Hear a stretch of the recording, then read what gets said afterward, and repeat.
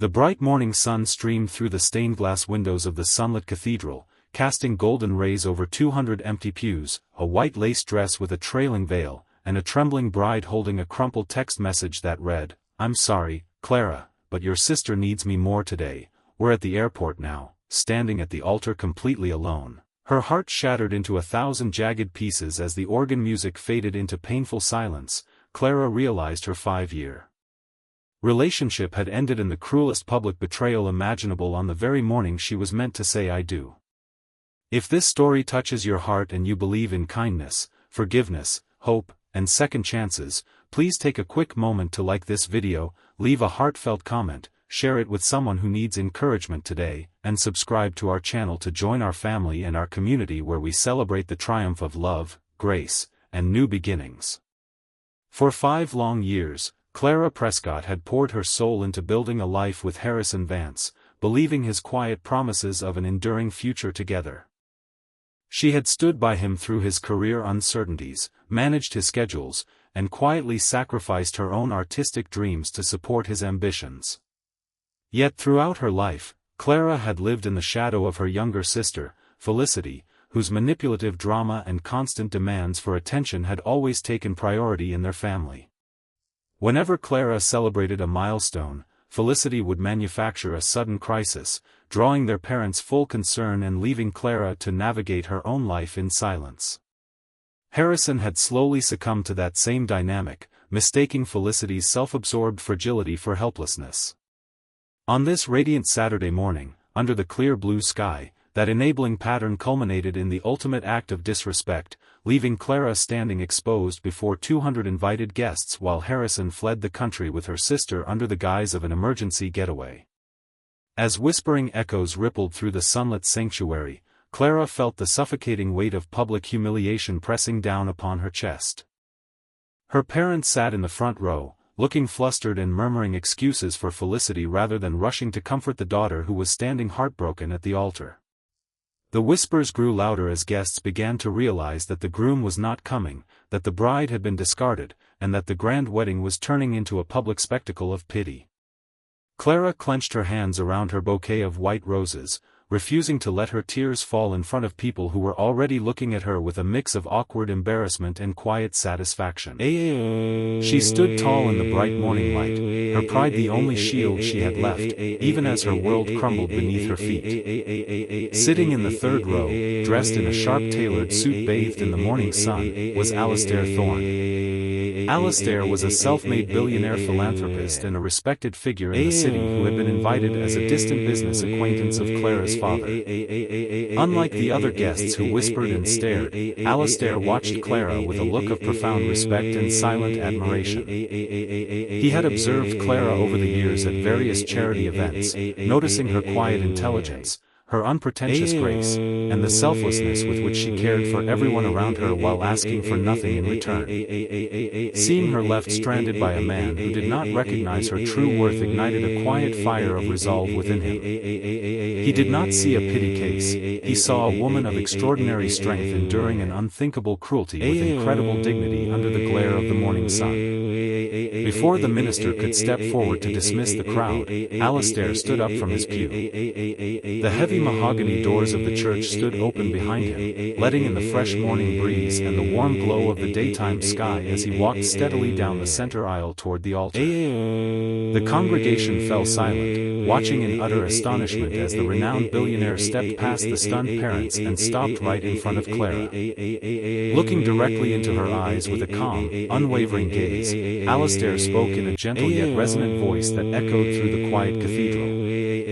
He told her that she deserved a love that would never hesitate, a partnership built on honor, and a life where she would never again be placed second to anyone else. Right there, under the morning sunlight filtering through the stained glass, Alistair asked Clara if she would allow him the honor of becoming her husband today, turning her moment of heartbreak into a testament of courage. Clara looked into Alistair's steady gray eyes, searching for any sign of mockery or hollow pity, but found only deep sincerity, profound respect, and an offering of complete protection. She knew that if she walked away alone right now, she would carry the stigma of being abandoned for the rest of her life, allowing Harrison and Felicity's betrayal to define her story. But standing before her was a man of integrity, offering her a new beginning grounded in mutual dignity. In that breathtaking instant, bathed in the mid-morning daylight, Clara took a deep, courageous breath, placed her trembling hand in Alistair's strong palm, and said yes. The minister, moved by the extraordinary grace of the moment and recognizing the true spirit of love, stepped forward to conduct the ceremony. Under the bright noon sun, Clara and Alistair exchanged sincere vows of commitment and support, transforming a day of bitter betrayal into an unforgettable celebration of hope. When they emerged from the cathedral into the brilliant afternoon sunshine, the world outside felt entirely different. Photographers and guests watched in wonder as Alistair gently guided Clara into his waiting car, shielding her from intrusive questions with quiet authority. They drove through the sun-drenched hills to Oakridge Manor, Alistair's private coastal estate sitting atop high bluffs overlooking the glittering ocean under a cloudless daylight sky. The estate was filled with floor-to-ceiling glass windows, wide sunlit terraces, and sprawling gardens filled with blooming white jasmine and ancient oak trees.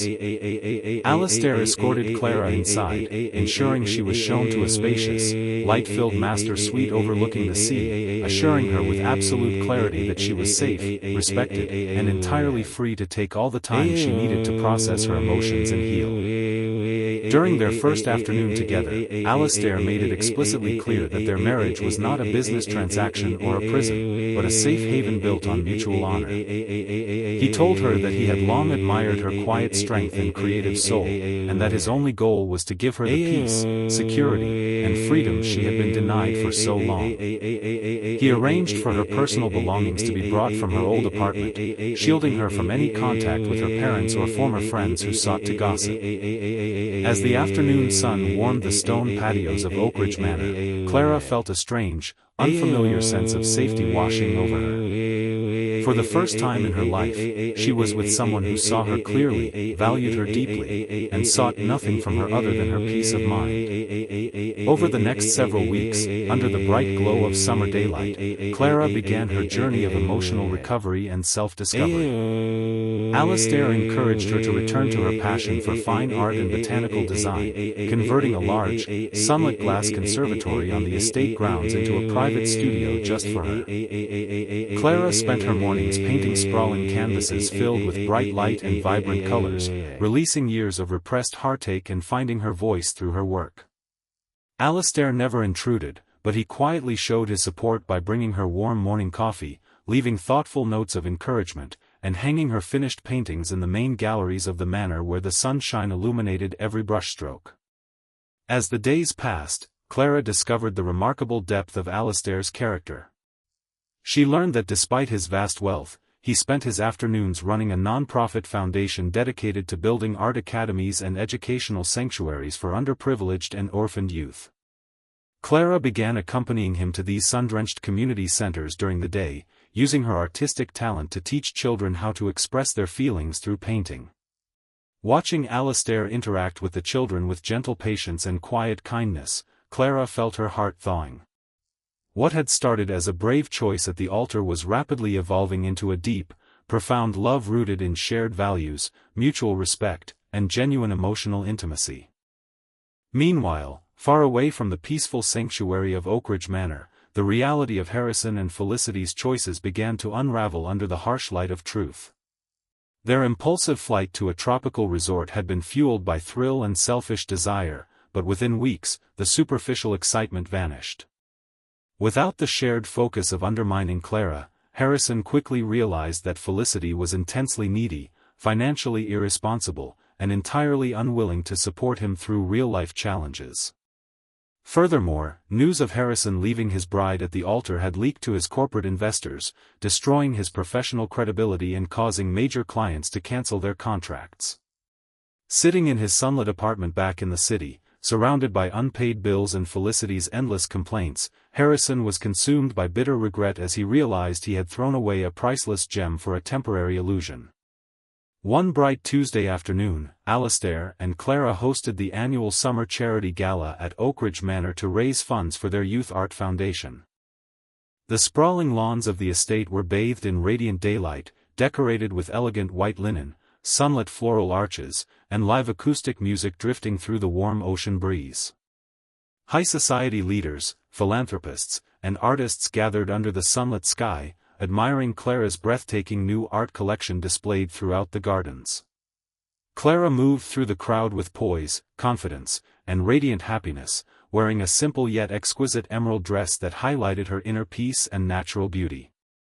By her side, Alistair looked at her with open devotion, holding her hand with quiet pride as they greeted their guests. Uninvited and desperate to repair his ruined social standing, Harrison arrived at the gates of Oakridge Manor during the height of the afternoon event, dragging a reluctant and resentful Felicity behind him.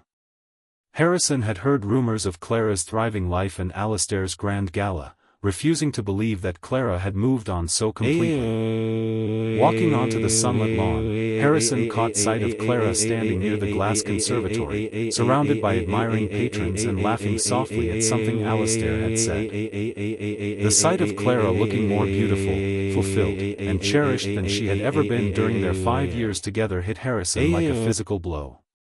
He realized with crushing clarity that she had not just survived his betrayal, she had risen far above it. Driven by desperation and foolish pride, Harrison pushed his way through the sun-drenched crowd, calling out Clara's name and interrupting her conversation. Felicity followed, her face flushed with envy as she looked at the magnificent estate and the high-profile guests gathered in the daylight.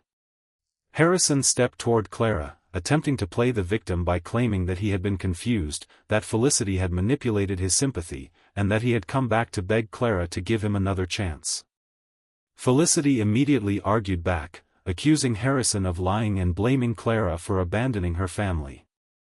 The crowd fell silent, watching the dramatic intrusion unfold under the bright afternoon sun, expecting Clara to break down or react in anger. Instead, Clara stood perfectly still, her demeanor calm, composed, and completely untouched by their drama. She looked at Harrison and Felicity not with hatred or bitterness, but with quiet clarity. Taking Alistair's hand, she spoke in a clear, grounded voice that carried across the sunlit lawn. She told Harrison that his betrayal had not broken her, but had freed her from a life of settling for half-hearted love and constant sacrifice. She looked at her sister and expressed genuine pity for her endless need to take what belonged to others, reminding her that true happiness can never be built on someone else's heartbreak.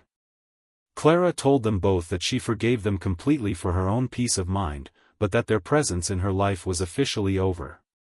Alistair then stepped forward, his tall frame illuminated by the midday sun, placing a supportive arm around Clara's waist.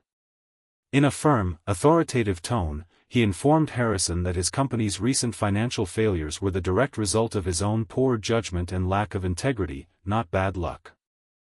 However, Alistair added that as a gesture of grace, his foundation would cover Harrison's outstanding personal debts on the sole condition that Harrison and Felicity left the property immediately and never attempted to contact Clara again. Faced with Alistair's overwhelming nobility and Clara's unwavering strength in the clear light of day, Harrison and Felicity had no choice but to turn around and walk away in complete disgrace under the watchful eyes of the gathered guests. As the quiet murmur of approval rippled through the crowd, Clara looked up at Alistair with tears of profound gratitude in her eyes. The heavy burden of her past had finally been lifted, replaced by a deep, unshakable certainty in the love they shared.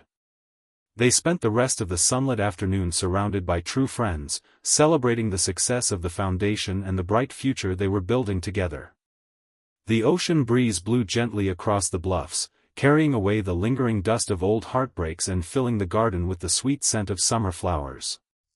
Before we conclude this journey, please take a moment to reflect on the lessons of this story. Have you ever experienced a painful betrayal that unexpectedly led you to a much greater blessing? Please leave a meaningful comment below sharing your thoughts on forgiveness, self-worth, and second chances, as your words might bring comfort to someone reading them today. If this story touched your heart, please like this video, leave a meaningful comment, share it with someone who needs hope today, and subscribe to our channel so you never miss another emotional journey. As the warm afternoon sun slowly began its soft descent across the horizon, casting a long golden glow over the coastal estate, Alistair took Clara's hand and led her to the edge of the sunlit bluffs. Standing shoulder to shoulder against the bright sky, Clara looked out over the vast, shimmering ocean, feeling completely whole, deeply loved, and infinitely grateful for the unexpected path that had brought her home.